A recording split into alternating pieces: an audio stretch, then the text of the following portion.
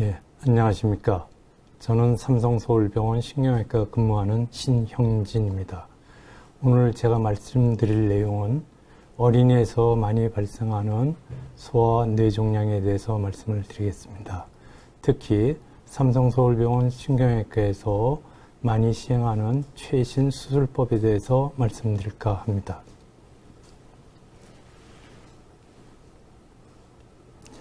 먼저 어린이에서 발생하는 소아 뇌종양의 특성에 대해서 살펴보도록 하겠습니다. 그 어린이들의 소아 뇌종양은 성인과 달리 이미 완성된 뇌에서 발생되는 게 아니라 발달하는 developing brain, 발달하는 뇌에서 발생하는 종양입니다. 따라서 성인과 그 종양의 종류가 굉장히 다르고 그 크기 및 그 다음에 치료에 대한 반응이 서로 다릅니다. 먼저 어린이에서 발생하는 소아 뇌종양의 타입에 대해서 말씀을 드리겠습니다. 이 타입은 굉장히 복잡하고 다양하고 현재도 계속 분류가 이루어지고 있는, 진화하고 있는 과정입니다. 따라서 이렇게 복잡하게 판단하실 필요는 없고요. 간단하게 임상적으로 분류를 해보겠습니다. 병리학적으로 양성과 악성으로 지금 생각하고 있습니다. 양성이라는 건 비교적 종양의 성격이 굉장히 좋고, 악성은 흔히 말하는 암을 말하겠습니다. 또는 다른 말로 표현해서 low grade, 저등급 종양 또는 high grade, 고등급 종양이라고도 말씀을 드릴 수 있습니다. 위치에 따라서는 대뇌 종양 또는 소뇌 종양 이렇게 분류하기도 합니다. 대뇌와 소뇌 사이에는 그걸 구분짓는 경계면이 있는데 텐트라고 합니다. 이 텐트 상부에 존재하는 것을 supratentorial tumor, 다시 말해서 대뇌 종양을 의미하고 그 하부에 종양하는 걸 infratentorial tumor, 다시 말해서 소뇌 종양을 의미합니다.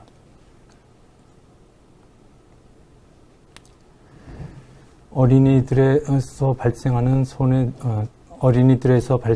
뇌종양은 그 증상이 다양하게 나타납니다. 이 다양성은 주로 종양이 뇌의 어느 부위에 위치하느냐에 따라서 보통 나타나게 되는데, 그 밖에 어린이들의 나이 그리고 종양의 타입에 따라서 그 성격이 다르게 나타납니다. 그렇지만은 일반적으로 어린 아이에서 많이 발생하는 뇌종양의 증상으로는 두통이 많습니다. 두통은 특히 아침에 일어나는 모닝 헤드에이크가 굉장히 많습니다. 그 밖에 뇌압이 증가해서 나타나는 구토, 그 다음에 토하는 증상을 들을 수가 있습니다. 뇌에 자극을 해서 또 나타나는 뇌전증, 흔히 말하면 시조의 증상이 나타나기도 합니다. 여러 가지 운동 중추를 또 마비를 시켜서 나타나는 반신마비나 팔다리 마비 형태도 볼 수가 있고, 심부에서 나타나는 자극에 의해서 나타나는 여러 가지 눈의 사인이 나타나기도 합니다. 눈 떨림이 있는 안구진탕인 니스타무스도 나타나고, 그 다음에 시신경의 손상으로 인한 시력의 변화 또는 복시도 나타날 수가 있습니다. 호르몬 변화로 인해서 아이들이 성장이 되지 않아서 키가 작고 더 이상 크지 않는 그런 상태로 발견이 되기도 합니다. 그 밖에 여러 가지 호르몬의 변화에 의해서 다뇨증이 나타날 수도 있습니다.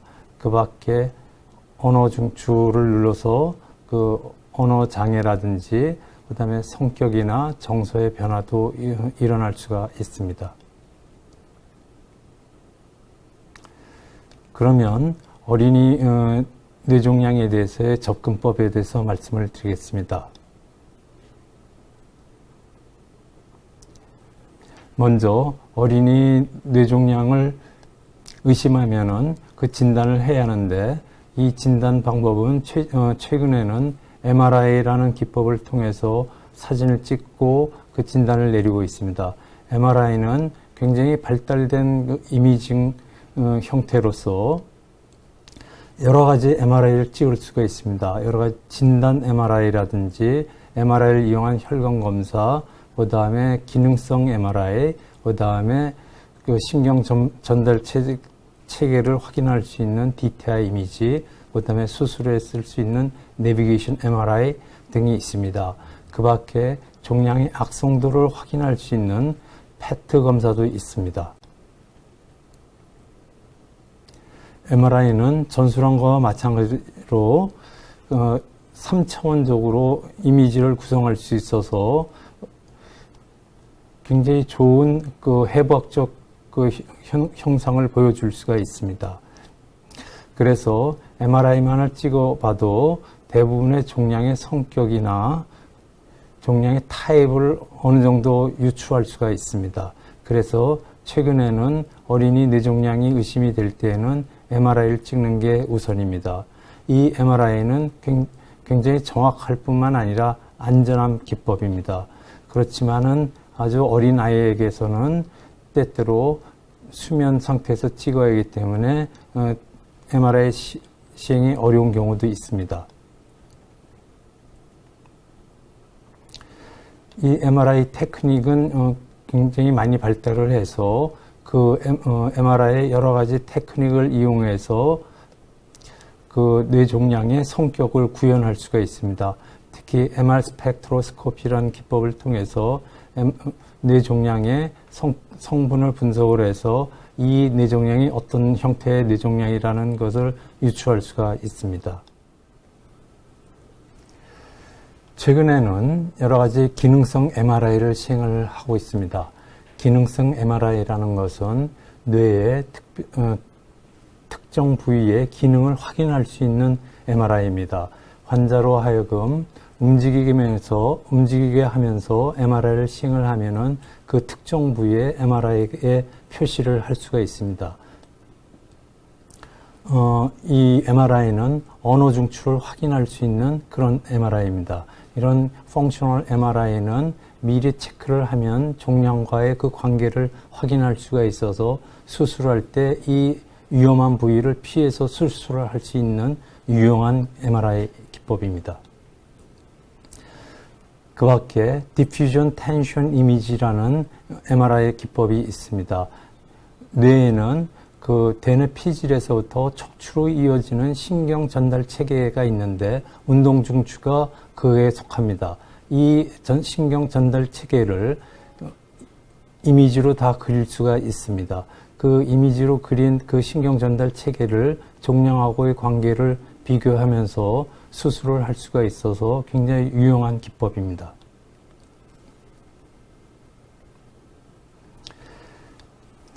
종양의 악성도를 측정하는 데는 PET, 포지트론 에미션 토모그래피라는 기법이 있습니다. 악성 종양은 메타볼리즘이 상당히 증가되어 있기 때문에 그것을 이용해서 이미지를 찍을 수가 있습니다. 이 이미지는 그러나 그 해상도가 굉장히 낮기 때문에 기존에 찍은 MRI나 CT와 퓨전을 해서 영상도를 높이고 있습니다. 이게 바로 그런 예인데요. 이 핵의학을 이용하여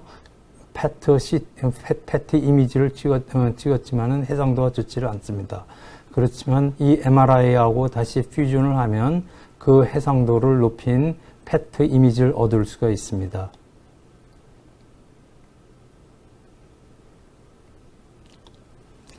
이와 같이 여러 가지 진단 방법을 통해서 소와 뇌종양의 상태를 판단을 하면은 치료 방침을 결정을 해야 합니다. 저희 삼성서울병원에서는 그 여러 선생님들이 모여서 그 치료 방침을 결정을 하고 있습니다.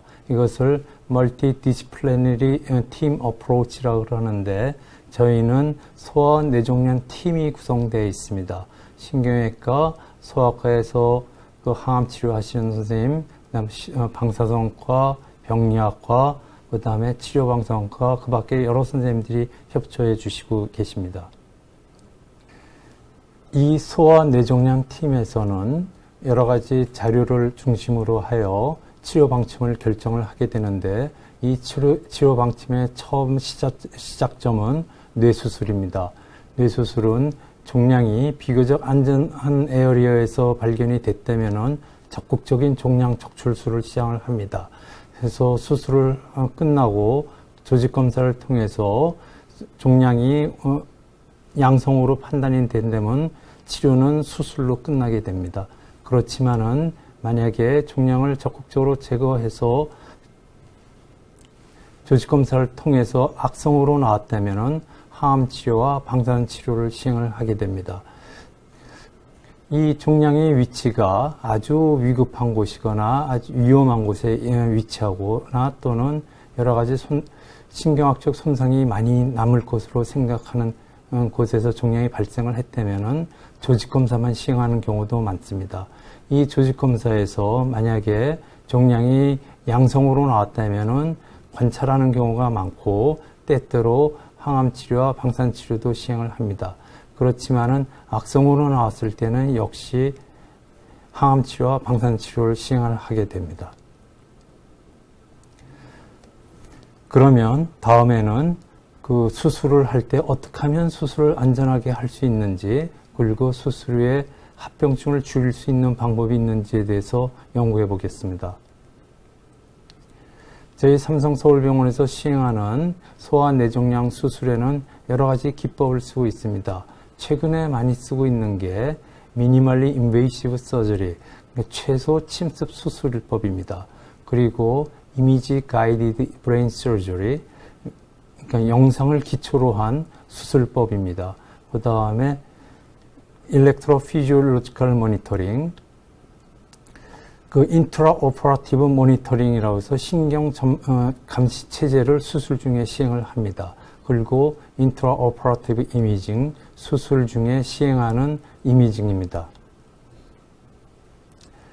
미니멀리 인베이시브 브레인 서저리 최소 수술법은 기존의 수술은 수술 현미경화에서 종양을 크게 띄어나는데 보통 시행을 했습니다. 그렇지만 최근에는 그 상처 부위가 크기 때문에 작은 상처를 통해서 수술을 하는 기법을 이용을 했습니다. 이 작은 수술법을 뉴로 엔도포트 서저리라고 그러는데 이것은 기존에 사용하는 수술 현미경이나 수술 내시경을 통해서 시행하게 됩니다. 뉴로 엔도포트 서저리라는 것은 이와 같이 머리에 작은 상처를 내고 그곳에 작은 구멍을 통해서 수술을 시행을 하게 됩니다. 종양이 있는 부위에 작은 플라스틱 튜브를 박아놓고 이 작은 통로를 통해서 수술을 하게 됩니다. 이것은 실제적인 그런 수술법을 보여드리겠습니다. 보시다시피 지금 두개골이 2cm 정도로 열려 있고 그 작은 구멍을 통해서 엔도포트라는 플라스틱 튜브를 삽입하고 있습니다. 그러면 작은 통로가 이렇게 형성이 되는데 이 형성된 통로를 통해서 현미경을 들여들고 수술하는 모습입니다. 지금 작은 그 직경은 1cm 정도 되는데 미세 현미경 수술을 통해서 이 종양을 제거하고 있습니다.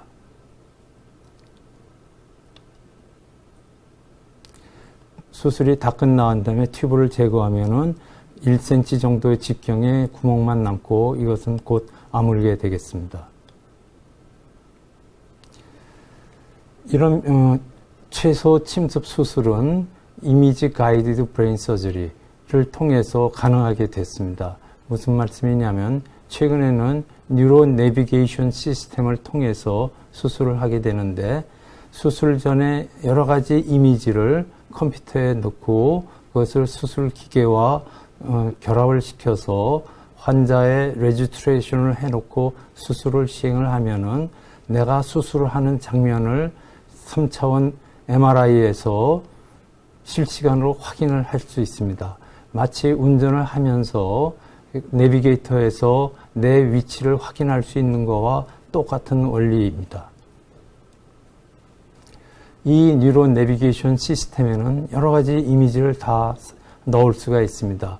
일반 MRI부터 시작해서 DTI 이미지, PET 이미지, 소노 이미지, 기능성 MRI 이미지를 다 수술 장비에다가 넣고 수술을 시행을 하면은 3차원적으로 수술 장면과 수술 그 사진을 이미지에서 확인을 할 수가 있습니다. 따라서 이 뉴로 내비게이션을 이용을 하면 수술은 굉장히 정확하고 그 다음에 미니멀리 인베이시브 서저리가 가능하고 수술 기법이 발달했기 때문에 시간도 굉장히 줄고 수술의 합병증도 줄여줄 수가 있습니다. 이 뉴로 내비게이션은 수술 현미경에만 넣는 것이 아니라 수술 내시경에도 이용을 할 수가 있습니다. 그러면 수술을 좀 더 정확하고 하게 시행을 할 수가 있습니다. 이것은 수술 현미경이 아니라 수술 내시경에 결합해서 시행한 수술입니다. 이렇게 실질적으로 확인을 하면서 내시경으로 또 종양을 확인하면서 수술을 할 수 있어서 굉장히 정확하게 미니멀리 인베이시브 서저리가 가능하게 해주는 그런 기법입니다.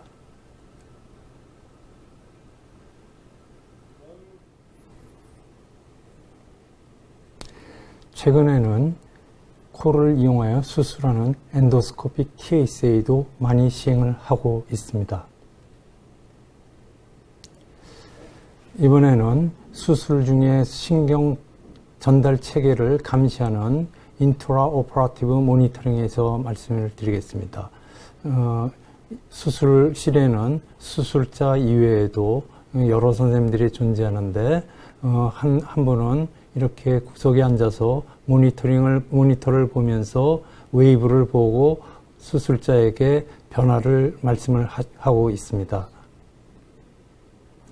이런 감시 체제는 여러 가지 기법을 통해서 시행을 하는데 모터 이보크트 포텐셜은 운동 중추를 감시를 하고 센소리 이보크트 포텐셜은 감각 장치를 감시를 하게 됩니다. 그 밖에 시신경 감시 장치를 이용해서 VP를 시행을 하기도 하고 여러 가지 근육이나 안면신경 모니터링을 할 수가 있습니다.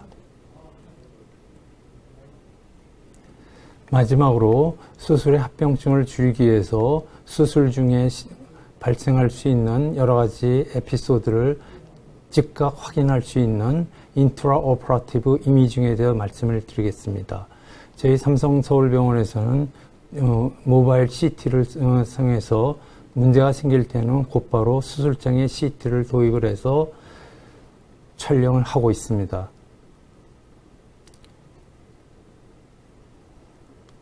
이 CT의 특징은 굉장히 작고 움직임이 좋고 간단하기 때문에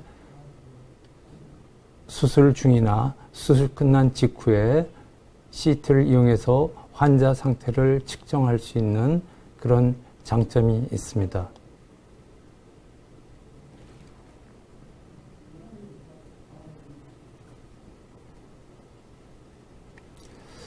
이와 같이 진단 및 치료의 수술에 대해서 말씀을 드린 다음엔 어떤 식으로 과정이 진행되는지 살펴보도록 하겠습니다. 수술 후에 종양을 떼어내면 그 종양은 병리과로 가게 됩니다.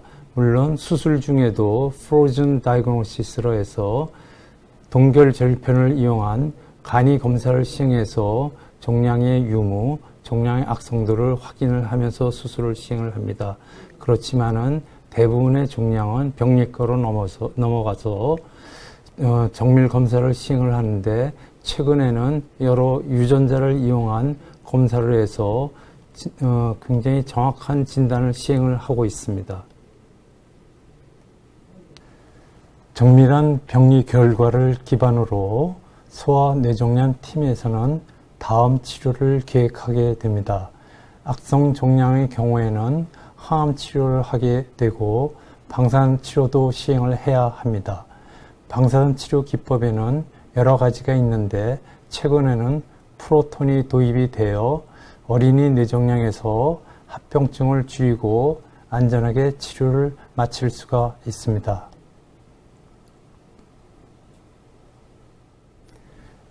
어린이의 뇌종양은 어린이가 감당하기에는 어려운 질환입니다. 그러나 이 어려운 종양 치료를 환아뿐만 아니라 가족 그리고 치료를 담당하는 의료진이 합심하여 노력한다면 완치도 가능한 질환입니다. 감사합니다.